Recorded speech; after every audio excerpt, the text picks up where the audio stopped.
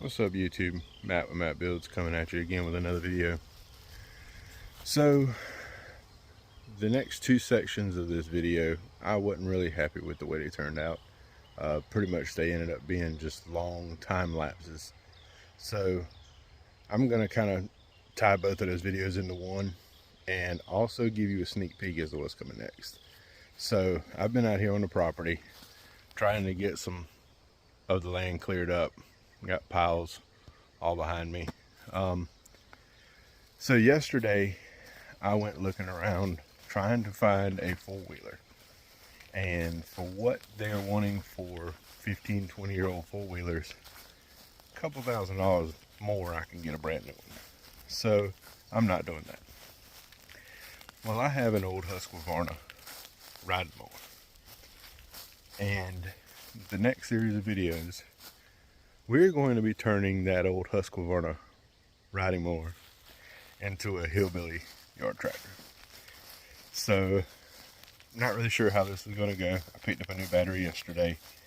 It hasn't been cranked up in several years. But we're going to try to turn that into something that I can use to haul a little 4x8 trailer around and clean up some of the property here. Again, I don't know how it's going to go.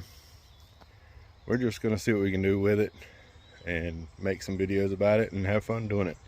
But anyways, I'm going to be tying these next two sets of videos together because they're just really long time lapses. Stay tuned at the end for a sneak peek of what's going to be coming next. Hey YouTube, Matt Builds coming back at you with another video. Today we're going to be putting some Herculiner truck bed liner in the floorboard of my Jeep. If you watched my earlier videos, I had some rust issues and went through the process of getting rid of the rust and priming it, and also cutting out a floorboard and replacing a floor pan. But today we're going to get into this. I have a few things I need to take loose, the seat belts. I'm not going to be coming all the way up the sides. I just want the bottom coated, just to help with a little sound deadening and a little added protection in case any water gets in the floorboard of the Jeep. So I'm going to go through, start sanding everything, get everything sanded down, take these seat belts loose, a few other things, and then we'll get started with it. Alright you guys, one other thing I wanted to kind of show and go over before I get into too much sanding. So every floorboard in the Jeep, including the cargo area back here, had the seam sealer, like little strings of caulking. And the best thing I can come up with is those were holding water, as you know, people got in with wet feet and that sort of thing. And I went ahead and pulled that out of every floorboard and the cargo area back here. So now when I come through sanding, I'm just going to be sanding the parts that have not been sanded yet. So if you see me doing that throughout the video, that's the reason why, because these spots have already been sanded and primed.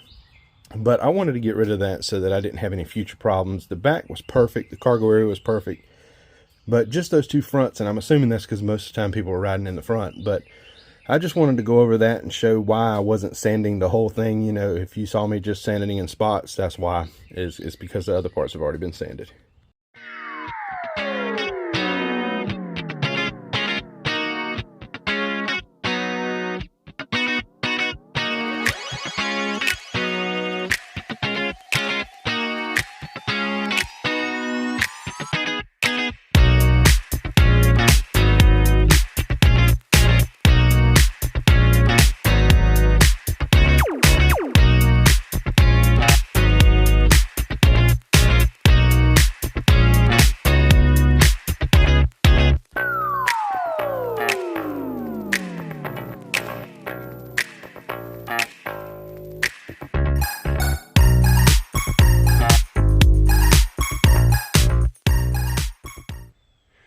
Alright you guys, we got everything two coated.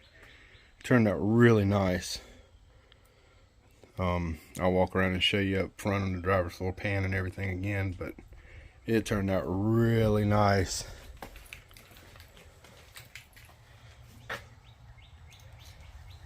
Everything turned out really nice.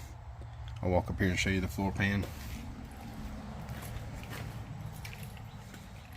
This is the floor pan we replaced, guys.